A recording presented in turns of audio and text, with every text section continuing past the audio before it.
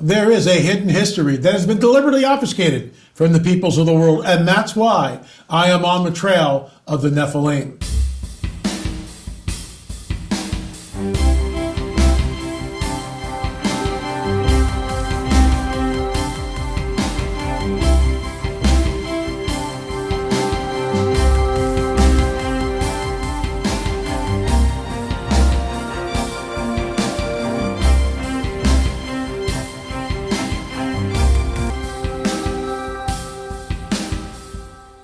Today is the 8th day of February. You can see this woman standing in front of the huge cyclopean megalithic blocks of stone made out of andesite that were in Sacsayhuaman. Unbelievable sight. We'll be talking about pretty much all week, maybe even the next week, our voyages into Peru. This goes back to 2013. You've never seen any of this footage, or much of the footage was never used by the late director and my good friend and business partner, Richard Shaw. So we'll get into that and so much more after a word from our sponsor, Noble Gold. Now, this year is already whizzing by faster than I can even imagine. You're a year closer to retirement. That's a laugh. But are your savings a year closer? If they're not, and you're worried you won't make it, get in touch with Noble Gold about putting precious metals in your IRA or 401k. You won't get hassled. They'll just lay out all of your options. This month, they're gifting a free 1/10 ounce solid gold American Eagle coin with any qualifying plan you start. Folks, give them a shout, 877-646-5347. If you're looking to invest, we're not telling you to invest all of it. I'm not giving you financial advice, but we are suggesting take a look at it, think about it, because you could take a portion of that and put it in a hard asset, gold. 877-646-5347 or visit noblegoldinvestments.com. That's noblegoldinvestments.com, noblegoldinvestments.com. So what's important to note here is we took off from Lima in like a 727, good sized plane, right?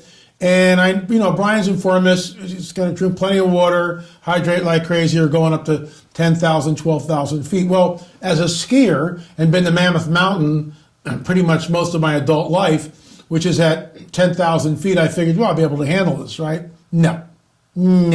So we take off from Lima and we land at the CUZCO airport, but I'm getting ahead of the story as usual. So Richard used to carry that camera wherever Rick was, that's where the camera was, all right? He would cradle his laptop like this, like he was holding a baby. And so Richard is on the window seat, obviously, and he's taking photographs of this thing. The plane flying into Cuzco is going in between mountain ranges. It's banking and making some pretty wild turns. It's not your typical LAX landing, slowly descending into LAX. No. The plane is really doing some maneuvers. It has to, because first of all, it's up at 10,000 feet, and you can see the mountain ranges in the background. So I'm going to show you his clip. Here we go.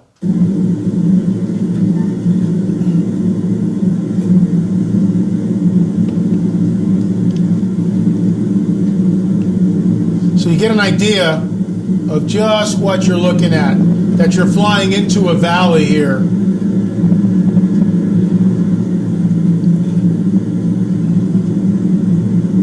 Notice the mountain ranges in the background as the plane begins its descent, its final approach.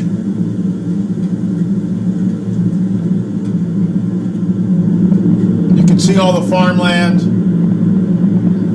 and now the city of Cuzco.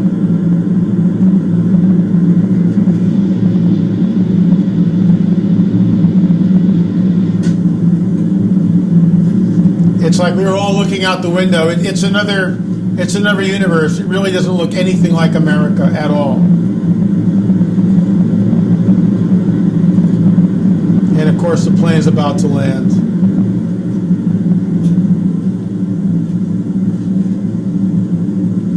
I'll skip ahead a little bit. Maybe I won't. So there's the landing in Cuzco. And let's see what happens. And we're just taxiing. So it gives you look at the mountain range in the background. Notice the low-hanging clouds, all the different colors. So let's go on to the next one. So here we are in the city of Cuzco. And Brian's leading us to all these places. We have no idea where we're going, but Brian does. He's a great tour guide, and if you get a chance, sign up for one of his tours because your mind will be blown. He's been to Machu Picchu like 95 times or something.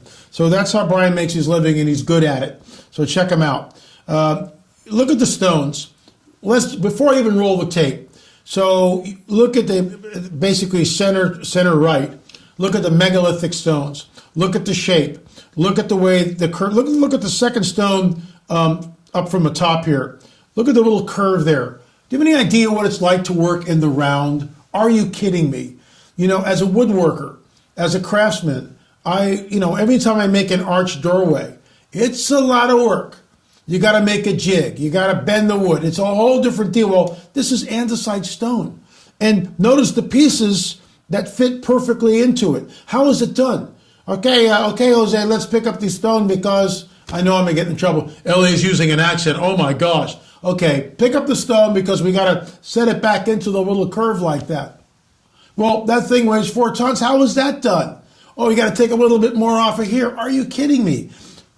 There's a playfulness in some ways, maybe that's the wrong word, about this architecture that we're seeing, about this ashlar construction, no mortar is used. Ashlar construction is a term used by stonemasons whereby no mortar is used at all right? So look at this, look at the stones, look at the way they're kind of puffed out. People go, well, maybe they melted the stones. I don't know. That's certainly a viable option. Many people have looked at that. Whatever technology is used here, it's no longer in existence on this planet. Whoever the builders were, and we all know what I think about this was fallen angel technology, Nephilim architecture. They took the tools with them. Now watch. Look to your left. What do you see? Look to your left. Is that the same type of construction? Are we not looking at head-sized stones that a human being like you or myself can easily dress? Notice the mortar. Notice the unbelievable space between the stones.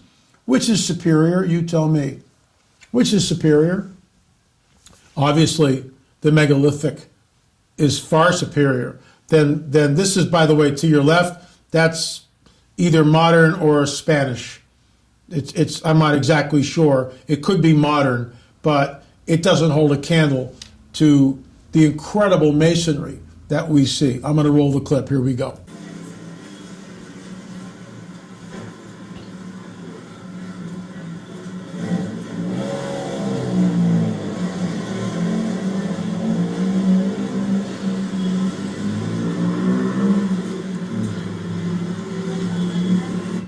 And it's great because it gives us a perspective. I'm going to go back here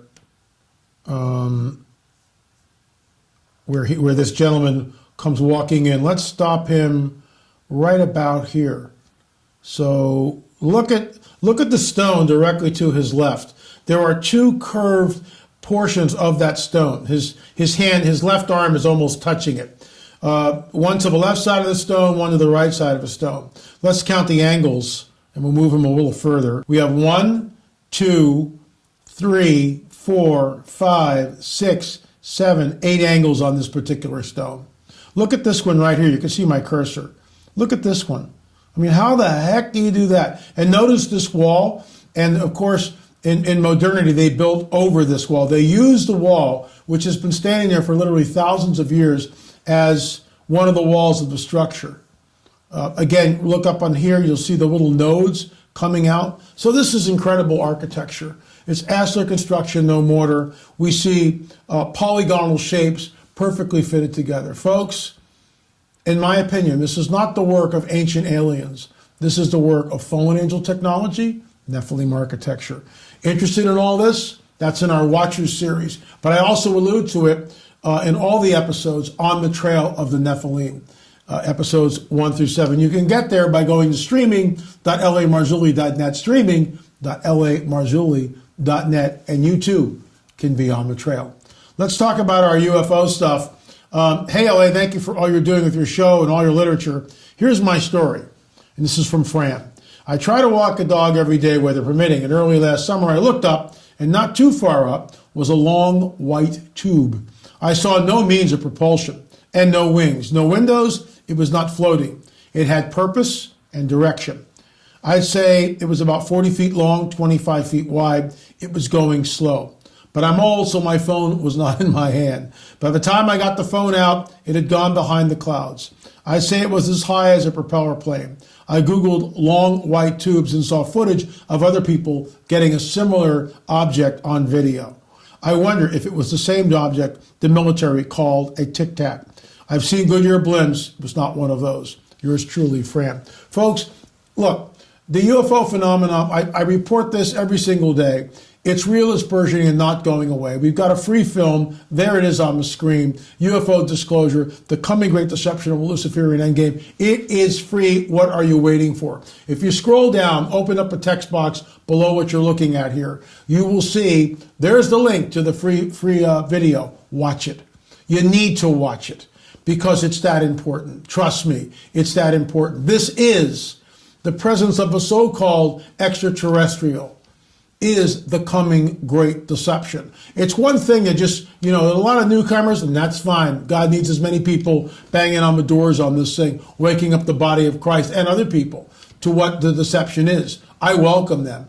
But I got to tell you, I've been banging this drum for decades. 4 decades. Warning, flailing my arms. Oh, well, but it's happening, isn't it? We know that they've rolled it out. The revealing is here. The revealing is here. Folks, what are you waiting for? Right there in the text box, right below what you're watching, there's that link. Click it. We're working on number 2 and number 3, 4 and 5. We've got most of the footage shot, and we'll be getting into that. Hopefully, we're going to have like 2 or 3 this year. We'll see what happens.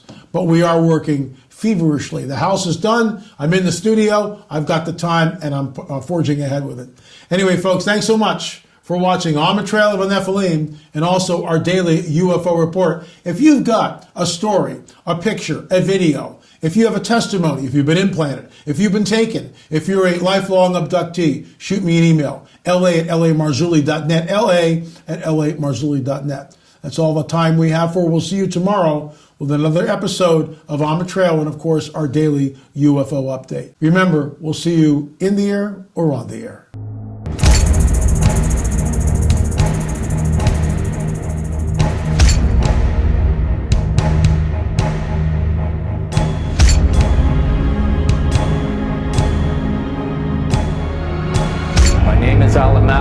I've seen a UFO. I've seen a UFO. And I saw a UFO. A UFO.